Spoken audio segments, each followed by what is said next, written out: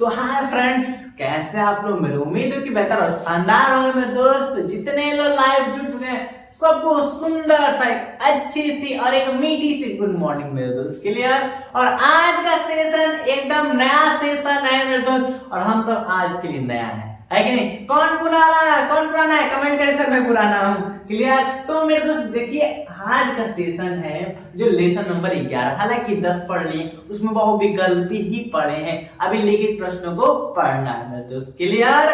तो बता दें कि 11 लेसन लाना मेन उद्देश्य ये था कि इससे प्रश्न बहुत ज्यादा आते हैं और बहुत देखने को मिलते हैं मेरे दोस्त। इस चैप्टर से जो ये बताया गया है, एक चीज बताएंगे आप लोग ये क्या है, इससे भी सवाल पूछते हैं और साथ साथ में लिखित तो पूछने अलग बात है। हालांकि क्वेश्चन का वेटेज ज्यादा मिलता है। क्लियर। और ये आपको ज्यादा मार्क्स देता है, इसलिए समझ में कि नहीं वही मेहनत करो जहां पर कुछ फायदा भी हो। समझ में कि नहीं। अच्छा ये बताओ, आप लोग को बहुत बड़ी तपस्या की, तपस्या ऐसा की कि पानी पर चल सकते हैं, क्या फायदा। 10 रुपया दे देते, चल जाते नाव पार करके। उधर ही बड़ी तपस्या केवल 15-20 रुपए करने के लिए है कि नहीं। तपस्या कहो कि हाँ तो उड़ने लगे, है कि नहीं। इसके लिए पता है ना फ्लाइट कितने की होती है। ये जो तपस्या वहां पर की मेहनत तो वहां पर करो जहां कुछ ज्यादा फायदा हो। हालांकि वो खराब चैप्टर नहीं है। ब्रीथ जो हम लोग 10वां लेसन था वो भी बेटर है। हालांकि रियल में 11 लेसन था रचना, जो कट गया।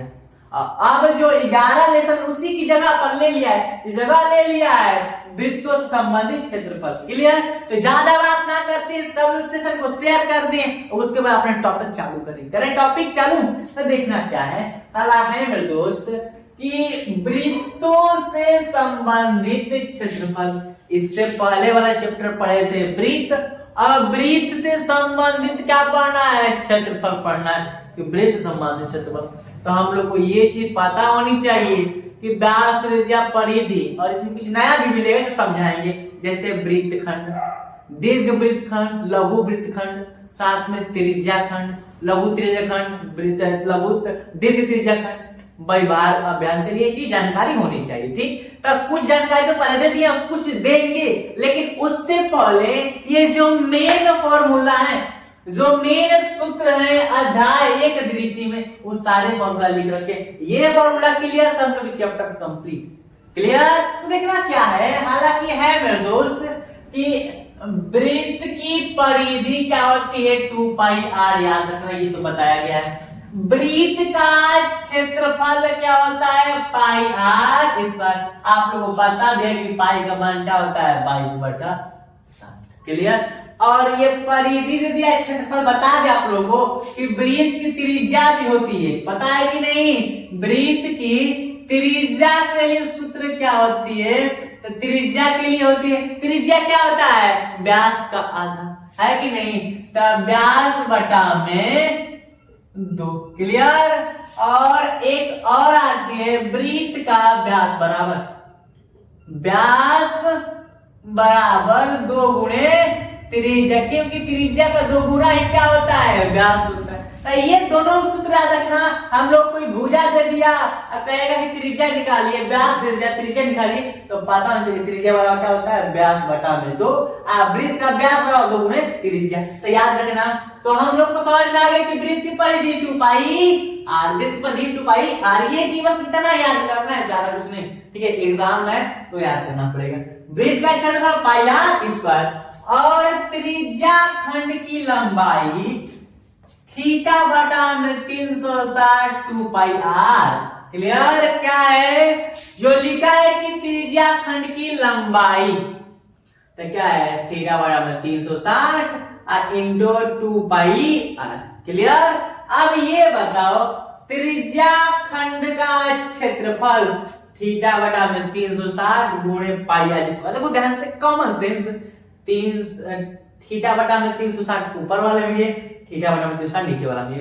अंतर यहाँ पर है कि लंबाई पूछा है तो 2 पाई r लग गया है। अब वृत्त, और यहाँ हालांकि चैप्टर तो वृत्त का है, तो वृत्त का क्षेत्रफल क्या होता है, पाई r स्क्वायर। तो पूछा है त्रिज्या खंड का लंबाई पूछा है और त्रिज्या खंड का क्षेत्रफल। तो त्रिज्या खंड के क्षेत्रफल सोचो कि थीटा बटा में 360 दोनों में है, तो जब क्षेत्रफल पूछे तो थीटा बटा में 360 और क्षेत्रफल कौन सा होता है वृत्त का, पाई आर स्क्वायर। ऐसे याद रखो, क्लियर। त्रिज्या खंड का क्षेत्रफल क्या करेंगे, तो क्षेत्रफल पूछा है तो हम लोग को पता है कि थीटा बटा में 360 होता है और क्षेत्रफल में पाई आर स्क्वायर लगा दो, तो क्या हो गया, तो त्रिज्या खंड का क्षेत्रफल थीटा बटा में 360 पाई आर स्क्वायर, क्लियर। अब लंबाई पूछेगा तो 2 पाई आर कर देना, बस वही थीटा बटा में 360।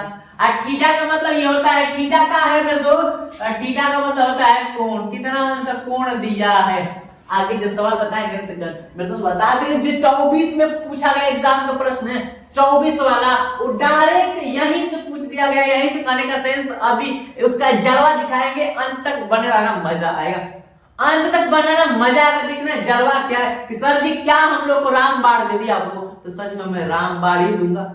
यही चीज का इसे प्रश्न आ रहे, बताने का उद्देश्य क्या है मेरा, इसका बताने का उद्देश्य यही है कि डायरेक्ट यहाँ से प्रश्न आ रहे हैं, क्लियर। यहाँ से प्रश्न आपको मिलेगा देखने के लिए, इन दोनों से प्रश्न मिलेगा, अभी दिखा रहे हैं। यहाँ तक होगी कि नहीं, एक और है, यानी कि पहला वृत्त की परिधि 2 पाई आर, वृत्त का क्षेत्रफल पाई आर स्क्वायर, ये भी क्लियर। वृत्त त्रिज्या खंड की लंबाई थीटा बटा में 360 2 पाई आर, ये भी क्लियर। त्रिज्या खंड की क्षेत्रफल थीटा बटा में 360 पाई आर स्क्वायर, ये भी क्लियर। अब एक ही चीज, वृत्त खंड का क्षेत्रफल त्रिज्या खंड का क्षेत्रफल, देखो ध्यान से, वृत्त खंड का क्षेत्रफल पता करने के लिए क्या फॉर्मूला बनाना पड़ेगा, त्रिज्या खंड का क्षेत्रफल माइनस त्रिभुज का क्षेत्रफल, याद रखना उसमें जो त्रिभुज दिया रहेगा उसी का, ठीक है। और दीर्घ वृत्त खंड का क्षेत्रफल पाई आर स्क्वायर माइनस लघु वृत्त खंड का क्षेत्रफल, वो चीज ले रहे हैं सब लोग। एक सजेशन, सब लोग इस चीज का स्क्रीनशॉट मार रहे हो, बस इतना याद रखना, क्लियर। सब लोग स्क्रीनशॉट मार रहे ताकि इसको बहुत काम आएगा याद करने में, क्लियर। इसलिए इसमें ज्यादा गोचा-गोची नहीं किए, ठीक। तो सब लोग स्क्रीनशॉट तो मार ले, जो नहीं मार रहे अभी भी मार ले स्क्रीनशॉट अच्छे से, क्लियर तो होगी ना। तो एक और है कि दीर्घ त्रिज्या खंड का क्षेत्रफल बराबर पाई आर स्क्वायर, यानी कि वृत्त का क्षेत्रफल माइनस लघु त्रिज्या खंड का क्षेत्रफल, क्लियर। याद रखना, जब सवाल आएगा तो ऑटोमेटिक समझ में आ जाएगा। देखो ध्यान से, अच्छा नाम क्या है, और वृत्त की त्रिज्या बराबर व्यास का आधा, वृत्त का व्यास बराबर 2 गुणे त्रिज्या, ये चीज तो फिक्स है, ये चीज तो समझ आ गया। अब बात आई सर जी समझाने वाले थे त्रिज्या खंड और लघु त्रिज्या खंड और दीर्घ त्रिज्या खंड और वृत्त खंड, तो अब ध्यान से समझना, इस छोटी सी चीज में ही आप लोग समझा दे रहे हैं, इस छोटी सी जगह में ही आप लोग को हम समझा दे रहे हैं। अच्छा नाम क्या है, वृत्त खंड, क्या सा जी, वृत्त खंड है कि नहीं, ध्यान समझना, एकाग्र मन करके समझो। वृत्त खंड, वृत्त का मतलब वृत्त, खंड का मतलब भाग होता है, वृत्त का मतलब वृत्त और खंड का मतलब भाग होता है, यानी कि वृत्त का भाग। जब हम ये वृत्त है इसको भाग कर, छोटा भाग कर देंगे, नहीं देखो ये भाग हो गया, है कि नहीं, तो उससे क्या करेंगे, वृत्त खंड, है कि नहीं। अब देखो ये भी काट कर दिए तो ये वृत्त खंड हो गया, कि वृत्त को भाग 2 भागों में बांट देते हैं, क्लियर। यानी कि वृत्त का चीर फाड़ कर देंगे, अलग अलग कर देंगे, वृत्त खंड हो जाएगा। तो ये देखो ध्यान से, ये भी एगो वृत्त खंड है कि ये भाग है और एगो ये भाग है, देखो वृत्त खंड का मतलब वृत्त का भाग ही क्या कहलाता है, वृत्त खंड। देखो ये भी है, और वो यहाँ इस वाले में देखो तो ये है और ये है, ठीक है। तो एक चीज ध्यान देने वाली बात है कि वो बढ़िया है वो छोटे, वो बढ़िया है वो छोट। तो एक आता है ना, एक आता है वृत्त खंड में होता है लघु वृत्त खंड, और एक होता है दीर्घ वृत्त खंड। क्या जी, लघु वृत्त खंड एक होता है, दीर्घ वृत्त खंड। तो लघु का मतलब होता है छोटा, तो छोटा वाला भाग क्या बोलेंगे, लघु वृत्त खंड। और दीर्घ का मतलब होता है बड़ा, क्या जी, दीर्घ का मतलब होता है बड़ा, तो बड़ा क्या बोलेंगे, दीर्घ वृत्त खंड। अब इसी में देखा जाए, इसको क्या बोलेंगे, लघु बोलेंगे और इसको दीर्घ बोलेंगे। आई बात समझ में, वृत्त का जब भाग कर दिया जाए वो होता है वृत्त खंड। हालांकि डिफिनेशन आप पूछेगा तो छोटा बता रहा, डिफिनेशन लिखा देते, क्लियर।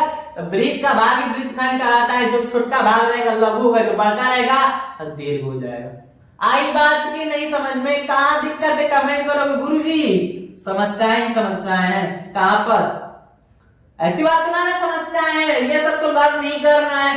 हालांकि 6-7 फॉर्मूला है और देखो यहाँ पर 9, कितना इजी सी बात है। अब वृत्त खंड हो गया, त्रिज्या खंड क्या होती, समझा दे इसको भी। अच्छा देखो ध्यान से, अच्छा देखो ध्यान से, यहाँ पर इसी में भी समझा दे रहे हैं, यहाँ पर कौन सा खंड, त्रिज्या खंड ना समझो हम जान ना रहे कि मिटाए। देखो ध्यान से, अब हम लोग का ये हो गया वृत्त और ये हो गया केंद्र। पता है कि केंद्र से परिधि तक की दूरी त्रिज्या और एगो ये त्रिज्या। जब त्रिज्या त्रिज्या मिल गई क्या हुआ, छोटा समोसा क्या बन गया, छोटा समोसा। ये क्या हुआ, त्रिज्या खंड। और जब बढ़िया समोसा है तो दीर्घ त्रिज्या खंड है, छोटा समोसा है तो लघु त्रिज्या खंड। यानी बात ना समझ में अभी ये हम लोग का वृत्त है और ये हम लोग का केंद्र बिंदु।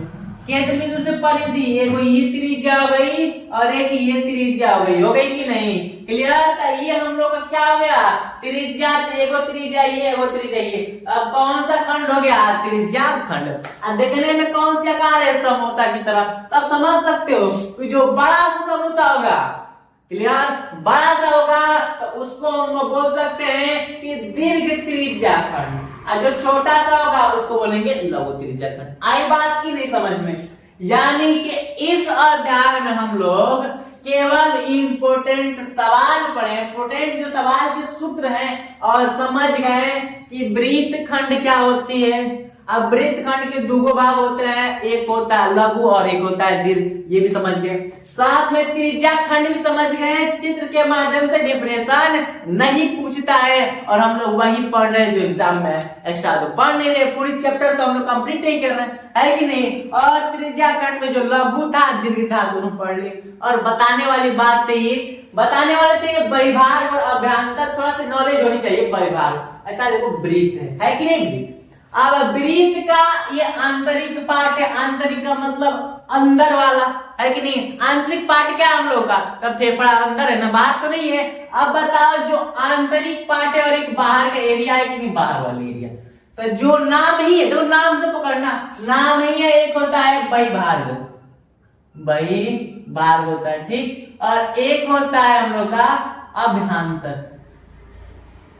अच्छा नाम देखो क्या है, बहिर्भाग, ब से बहिर्भाग है, ब से बा, तो जो बाहरी वाला हिस्सा है उसे क्या बोलेंगे, बहिर्भाग, और जो अंदर उसे क्या बोलेंगे, अभ्यंतर। जैसे एक चीज कॉमन सेंस बता दें आप लोगों को, ये सर्कल बना दिए और इसमें लिख दिए ए कहां स्थित है, तो अंदर है तो अभ्यंतर में। क्लियर, आई बात की नहीं समझ में। ये था हम लोग का इतना सेशन, इतना कंप्लीट हुआ मेरे दोस्त। अब हम लोग कहां चलते हैं, अब जो बताए थे ना कि इस पर डायरेक्ट सवाल आते हैं, तो अब उन सवालों को देखते हैं कि कौन सवाल कैसे है। क्लियर, तो अब हम लोग आगे देखते हैं।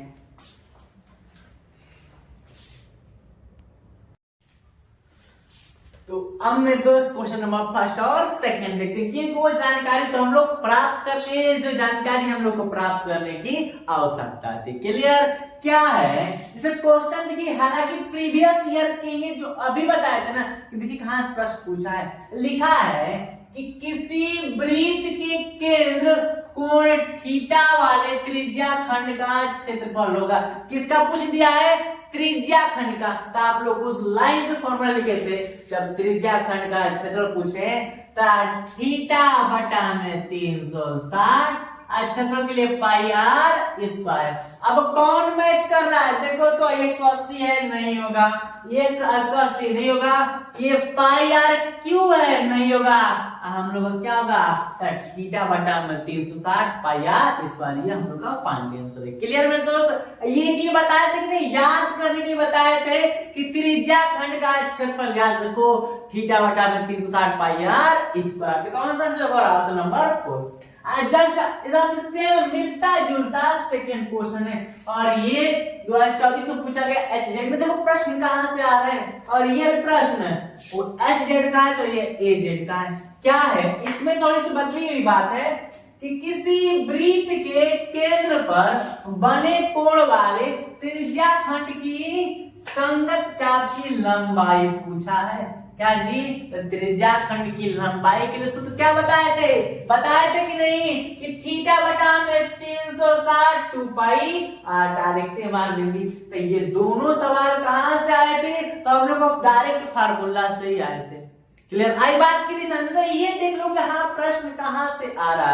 तो ये था हम लोग का पहला और दूसरा क्वेश्चन, और इस सेशन को यहीं तक रखते हैं। और जो कल का सेशन रहेगा वो बहुविकल्पिक प्रश्न रहेगा, और वो 3 से प्रश्न स्टार्ट करेंगे।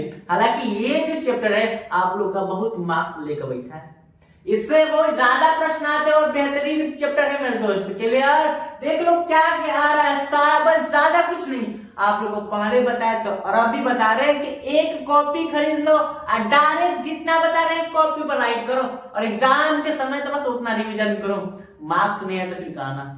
क्लियर? तो यही तो रखते हैं, ज्यादा समय नहीं लेते मेरे दोस्त। जितने लोग लाइव जुड़ चुके हैं सब सेशन को लाइक कर दें, साथ साथ में शेयर कर दें। क्लियर? तो सेशन को यहीं पर समाप्त करते हैं, मिलते हैं अगले एपिसोड में।